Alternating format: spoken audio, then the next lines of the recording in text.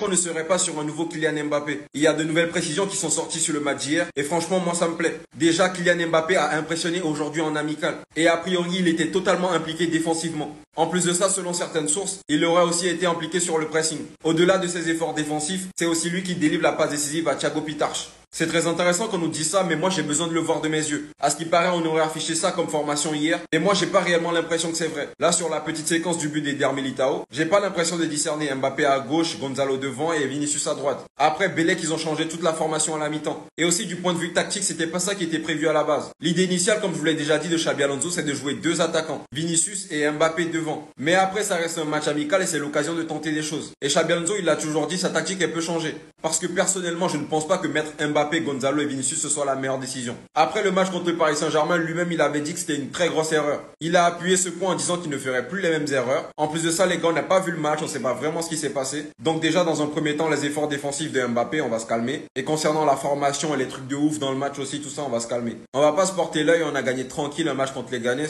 Et donc je pense que c'est mieux d'attendre le vrai match qui va se dérouler le 12 août. Et sinon les gars, n'oubliez pas de vous abonner parce que la saison va être méchante. On est en bleu.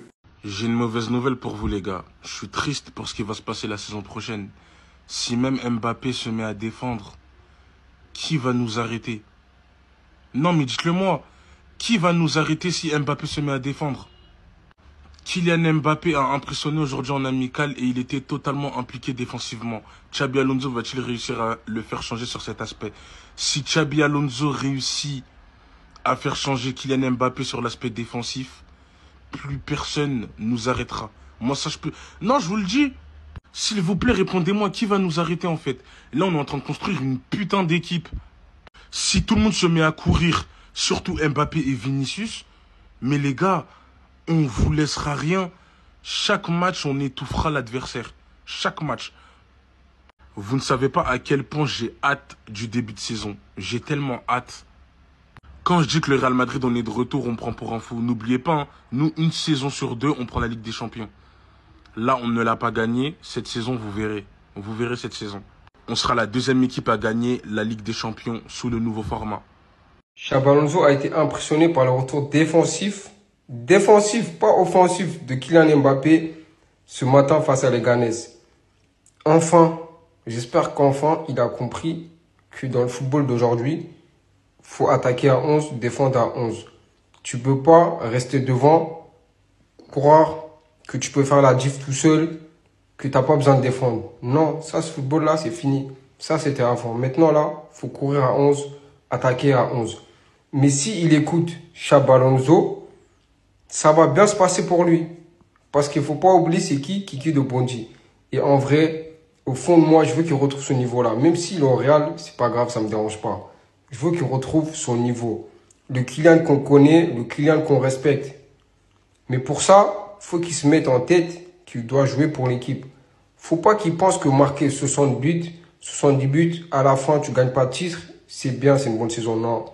L'objectif aussi, c'est collectivement. Quelles sont les actus du côté du Real Madrid dans ce beau samedi matin, les gars? Tout d'abord, apparemment, Xabi Alonso aurait été agréablement surpris du match de Kylian Mbappé, notamment sur ses retours défensifs. Ouais, mais le problème, c'est que nous, on n'a pas vu. C'est bien beau de nous dire dans les médias, ouais, il a fait les retours défensifs, Xabi Alonso était surpris, mais on n'a pas vu. Et nous, on a besoin de voir. Donc, rendez-vous le 12 août contre l'équipe autrichienne, là. Je n'arrive jamais à retenir le nom de leur club, mais bref.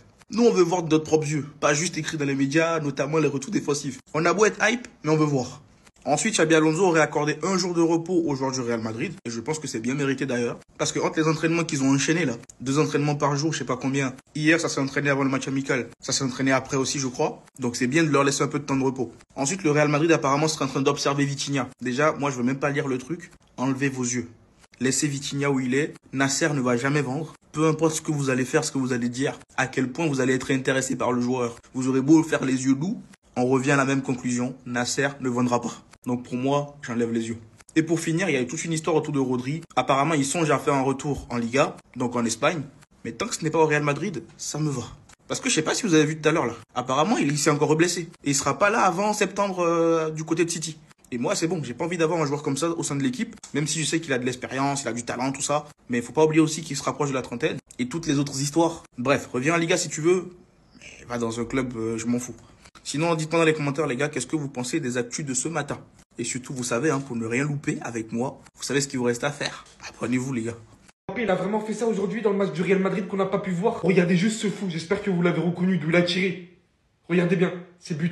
Avant de vous montrer qui a mis ce but, dites-vous que Kylian Mbappé aujourd'hui a impressionné. Même en simple match amical, il a réalisé d'incroyables efforts défensifs. Alors que beaucoup nous s'attendaient à ce qu'il ne change pas du tout. Mais au final, avec un tel salaire, quel effort t'auras réalisé toi sur le terrain à la place de Mbappé? En attendant, je te promets pas ce qu'il gagne. Mais tu peux commencer à générer des revenus sans montrer ta tête sur TikTok. Tu prends sur YouTube, tu chopes le reportage que tu souhaites, ça soit football ou autre. Remakeit.io prend la relève, tu colles ton lien. Il va te générer ta vidéo version TikTok, mais en ayant extrait les moments les plus viraux du reportage, qui vont plus attirer quand tu vas riposter et même en ajoutant toutes les options que tu souhaites par derrière. Et voilà que c'est prêt à poster et prêt à générer. Pour ceux qui n'ont pas trouvé, le magnifique but de notre propre défense nous provient littéralement de Eder Militao pour son retour, qui visiblement ne va pas laisser s'impressionner par la concurrence. Une information un petit peu hors sujet, mais c'est la première fois que le Real Madrid fait ça, ça me tenait de vous le partager. Pas pour la saison qui arrive, mais pour la saison 2026-2027, le maillot de domicile du Real Madrid aura des couleurs jamais utilisées auparavant. Les options possibles sont le rouge, le rose, le cyan et le vert. Comme vous pouvez le voir ici. Franchement, j'ai tout simplement hâte de voir ça. Les actus du Real Madrid du samedi 9 août, c'est parti. On commence tout d'abord avec Kylian Mbappé. On apprend aujourd'hui qu'il a été très bon en amical hier, donc une victoire 4-1 contre Leganés. Et surtout, il était très impliqué défensivement. On sait que Xabi Alonso, le nouveau coach, il veut qu'il fasse en gros les efforts défensifs. Donc les attaquants, que ce soit Mbappé et Vini. Donc en gros, hier, il a énormément défendu Kylian Mbappé. Et ça, bien sûr, c'est une bonne nouvelle par rapport à la nouvelle saison. Toujours du côté du Real et toujours avec Mbappé qui était le numéro 9 saison dernière. On sait que le 9 c'est fini, c'est plus Mbappé, il est le numéro 10. Le 9 est récupéré officiellement par Henrik. On a pris également un départ d'un joueur du Real Madrid. Il est arrivé comme il y a 5 ans, il n'a jamais réussi à s'imposer. C'est le jeune Régnier qui quitte le Real Madrid et rejoint l'Atlético Mineiro. Retour pour lui au Brésil. Mais pas que le Real Madrid l'avait acheté il y a 5 ans, 30 millions d'euros. Et on finit aujourd'hui les gars avec le maillot domicile de la saison prochaine, pas la saison là qui arrive, l'autre saison future. Donc le maillot domicile 2026-2027 du Real Madrid comportera des couleurs qui n'ont jamais été utilisées auparavant. Options potentielles, le rouge, le rose, le bleu cyan et le vert. Donc voilà, ça pourrait ressembler à un de ces maillots-là. Le futur maillot du Real Madrid, mais pas la saison qui arrive, la suivante. Les gars, ils nous prennent vraiment pour des demeurés.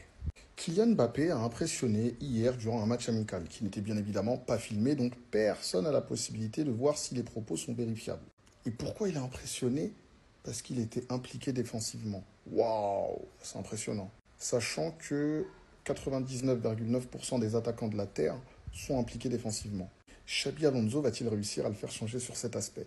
Ça fait 15 ans que tout le monde espère, personne n'a réussi, donc ne rêvez pas, Kylian Mbappé ne sera pas impliqué défensivement. Et ce sera encore un poids cette année pour le Real. On essaye de nous faire une propagande tout autour de lui et on essaye de nous faire un bashing tout autour de Vinicius. Ça devient lourd à la fin. Et en plus, vous voyez, bien évidemment, il était tellement impliqué défensivement qu'on n'a aucune statistique.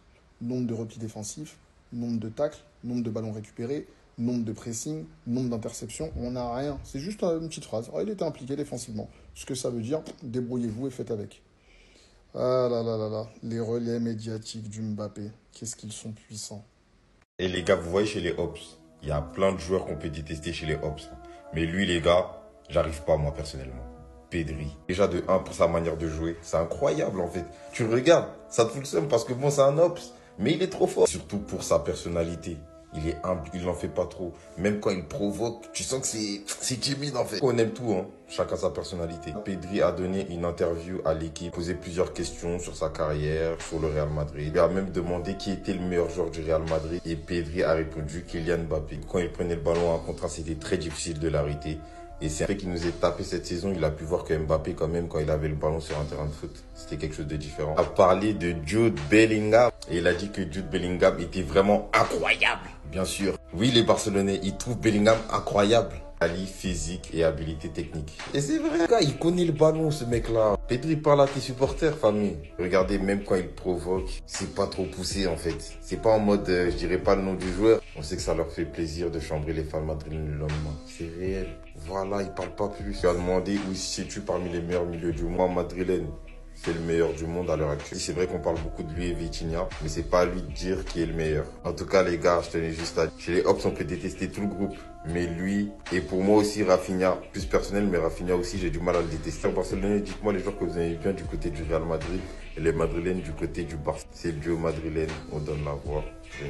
Est-ce que vous savez pourquoi, en tant que supporter madrilène, le seul joueur barcelonais que j'apprécie et que je respecte énormément, c'est Pedri. Ce mec-là n'a pas besoin de faire l'intéressant comme ses coéquipiers. Alors pour tous les Barcelonais qui souvent comparent Pedri et Bellingham en nous disant que Bellingham, lui, ce n'est qu'un joueur athlétique, il ne sait faire que ça, le physique, et que Pedri, machin et tout, les gars, Pedri vous a répondu aujourd'hui. Il vous a montré par A plus B que vous êtes des footix. Ils lui ont posé une question sur Jude Bellingham, ce qu'il pense de Jude Bellingham. Et il répond ceci. Jude Bellingham est vraiment incroyable. Il allie force physique et habileté technique, ce qui rend son affrontement extrêmement difficile. Si lui-même qui affronte Bellingham régulièrement, il vous dit que Bellingham, il a le physique et la technique, et ce qu'il dit par là, en gros, c'est que ce mec-là, il est complet. Nous, on vous le dit souvent, mais vous voulez pas comprendre. On dirait vos oreilles, ce sont des passoires. Dès que ça rentre, ça ressort. Moi, je vous ai dit plusieurs fois, Bellingham est le milieu le plus complet. Pedri est certes plus technique que Bellingham, mais je vous l'aurais dit, Bellingham est plus complet que Pedri. Que vous le vouliez ou non. Et si votre cerveau, aussi dur qu'un bloc de béton, ne veut pas comprendre, on va vous amener à comprendre. Merci Pedri. Bref les madridistas, dès que vous allez voir encore un Barcelonais venir faire le zouave avec vous quand vous lui dites que Bellingham est plus complet que Pedri, laissez-le seul dans son délire. Bref, dites-moi ce que vous en pensez dans les commentaires. Et surtout pour ne rien louper, vous savez ce qu'il vous reste à faire. Abonnez-vous les gars. Ce qui me fait rire dans cette comparaison entre Bellingham et Pedri, c'est que les Barcelonais essaient de nous faire croire que Pedri est à des allées-lumière de Bellingham. Alors que Pedri même, il dépose pour Bellingham. Pedri a dit, Jude Bellingham est vraiment incroyable.